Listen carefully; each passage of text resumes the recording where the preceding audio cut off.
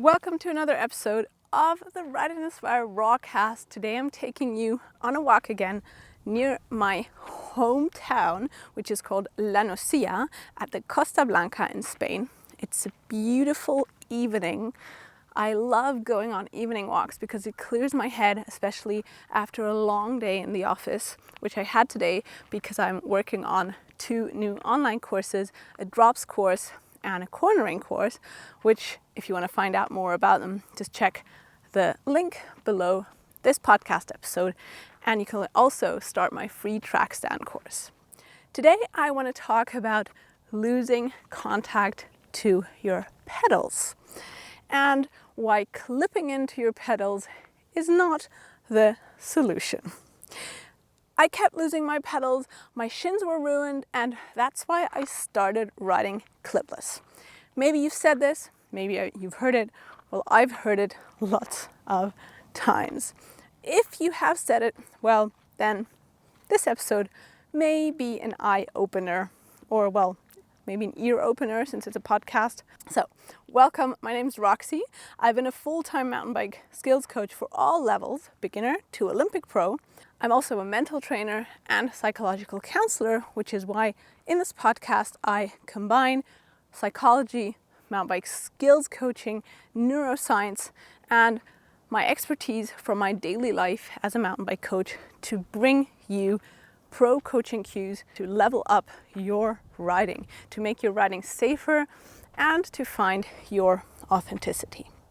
And also, to be honest, to bust some myths that are still out there. So clipless versus flats is a debate that can get pretty religious for many riders. And I actually ride both pedal types.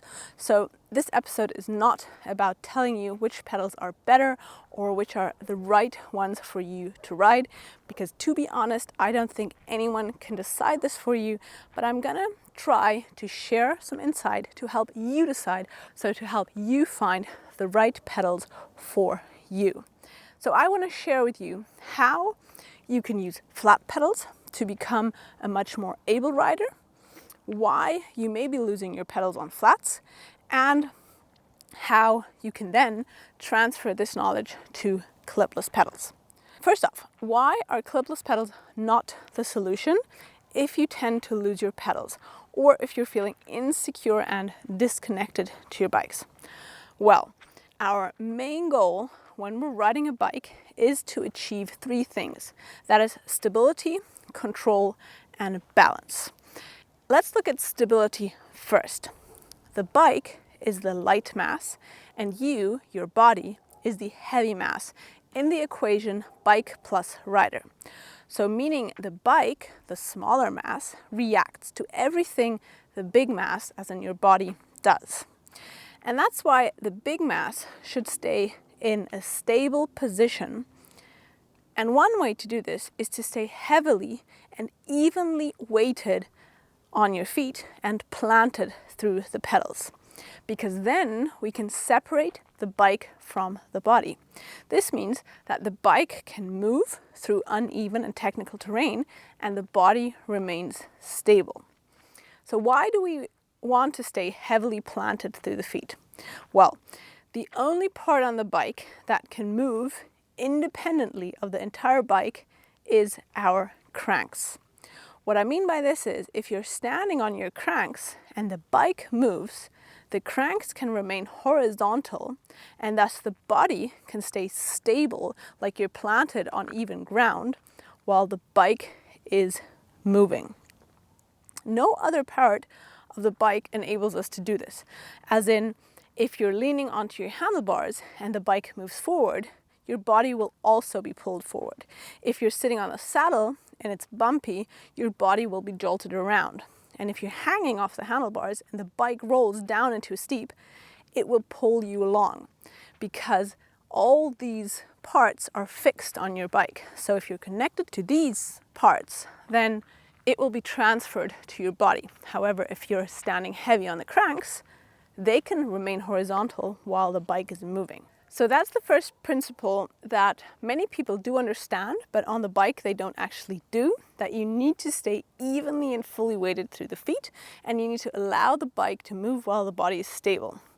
You need this to achieve stability in the bike, because this will then put your center of mass over the bottom bracket, which then gives you balance. Remember, that's the second one, stability, balance, and control. And this enables you pressure control and traction, and this will then give you control on the bike. So if this sounds new, I have a video which I will be linking below this podcast where I explain this principle with more pictures. That's kind of the downside of podcasts, that I can't add a lot of pictures. I need to paint them with my words. But if this is new, then do check out the video. Okay, so as soon as I'm evenly weighted through the feet, heavy on my feet, and as soon as I am allowing the bike to move beneath me, separating the bike from the body, that's when I stop losing the pedals. And the main reason why people lose their pedals is them not having this balanced and heavy stance. Usually they are also unevenly weighted through the feet, and this causes the bike to be unstable. So many riders either shift their weight back actively, which puts more weight on your rear pedal, and then this bounces you off when it's rough, or people lean onto their handlebar too much, then the front wheel gets stuck, and once again a disconnect of the feet is the result. So how can you fix it? Well, stand heavy on your feet, evenly weighted, and allow the bike to move while the body is stable by using your arms and legs as your natural suspension. I have tutorials for this, I'm going to link them below, and also I have a home training course where you can turn all this knowledge into bodily abilities by repeating them often enough, because that's how you learn skills, by practicing and repeating them often enough, not just by understanding them. It sounds easy probably, but trust me, perfecting this is something that I have been working on with many pro riders, racers, and also amateurs in the last years, which is why I keep saying it all boils down to really solid fundamentals, and what differentiates an excellent rider from a mediocre rider is perfecting the nuances of these fundamentals. That's reason number one why people lose their pedals, is not having solid foundational stance, not having heavy feet, light hands, and then the pedal will start, or the bike is not balanced, which then means that you'll be bouncing off the pedals. Reason number two why riders lose their pedals is foot placement. Many riders stand too much on their tiptoes, and then it's hard to stand heavy and firmly planted. Unfortunately, many riders still think that you need to stand with the ball of your foot on the axle, but actually you want to stand with the ball of your foot in front of the axle, as this allows you to use your muscles the way they will work most efficiently. In other words, if you're on tiptoes, it's like squatting on tiptoes.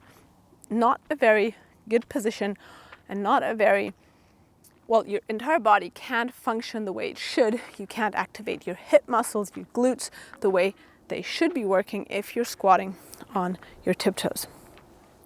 By the way, if you find my podcast helpful, then do buy me a coffee or become a patron, because these podcasts are not sponsored by anyone. I just want to share my knowledge to make mountain biking safer and to allow people of all ages to learn that mountain biking does not need to be dangerous. You'll find the links below. So reason number three for losing your pedals is lowering both heels as a default. I don't know how many times I've heard this, and I keep reading it in magazines. Drop the heels, drop the heels. There is some truth to this, because yes, there are situations where you want to drop your heels. For example, during heavy braking, or when you initiate a manual front wheel lift, or when all the forces are coming from the front, then you want to brace by dropping the heels. However, you do not want to drop your heels as a default, because as soon as you drop both heels, you're actively shifting your body's center of mass rearward. Also, you're putting your ankles in a very unnatural position, and let me share why. The most natural position of our ankles is about 90-degree position between your foot and your shin. If you just put your feet next to each other and you look down and you're standing upright, you'll notice that there's a 90-degree angle between your foot and your shin. If you now put your feet in a straddle stance, like you would be standing on pedals, and again put them into a 90-degree angle, you'll notice that your feet are in something that I call the foot wedge. This is a term from the BICP curriculum. If you want more info about it, check the link below this episode. The foot wedge is the essence of mountain biking safely, because using the foot wedge, you will not only be firmly connected to your pedals because your front heel is dropped and your rear heel is not dropped, but it'll also put your body in the ergonomically most natural position, as with that 90-degree angle, you can exert forces to both sides. So you can stay wedged between the pedals, you won't be losing your pedals anymore, and you can direct and really finely adjust the center of mass of your body to stay between your feet, which is above the bottom bracket, to then have pressure control and traction on both wheels. Dropping both heels is probably the main reason why I see people crashing in corners, their front wheel washes out, why I see them losing control on steeps, especially if there's a compression at the end of the steep. They then sit rearward because the bike rides out in front of them when they're dropping both heels, and many other errors are caused by dropping both heels as a default. Again, I'm not saying it's wrong, I'm just saying it's not good as a default. I also have a video about this. I'm going to link it below this episode for you to find out more and see some more pictures. Okay, so why is clipping in not the easiest way to fix all this? Why can't we just buy clipless pedals and everything is great? Well, because riding clipped in just masks your errors. Your faulty stance and the stability issues that are causing losing the pedals are probably still there. You just don't notice them anymore, as the pedals won't give you the feedback anymore. It's just like turning off a fire alarm instead of extinguishing the fire. The bike will still feel, quote unquote, that you're not stable because the bike is still the light mass and you're still the heavy mass. Your body will still be jolted around, and most importantly, you'll still have control and traction issues, but you're just not going to feel the cause of the error anymore. You'll just feel the effects, but usually when it's too late. So yes, clipless pedals will make a lot of skills easier, and they will allow you to make progress seemingly faster, but they're just a quick fix. And if you are a really able rider, you can perform all the skills on flats. Yes, it may take you longer to learn them, but then you have refined skills without crutches, and you can transfer them to clipless pedals later, because it does work that way. So anything you learn on flats, you can transfer to clipless pedals, but you cannot transfer anything you learn on clipless pedals to flats. So it's pretty obvious which is the basis, or the foundation for the other one. I truly hope this episode has helped you understand. Do leave me questions, send me your messages over social media. I'd love to hear from you. I'd love to get a rating from you on wherever you're listening to this podcast, because it helps other riders find it. And if you have any doubts, questions, get in contact and just ask your questions, because I love to learn, grow, and share. Sending you my love from the Costa Blanca.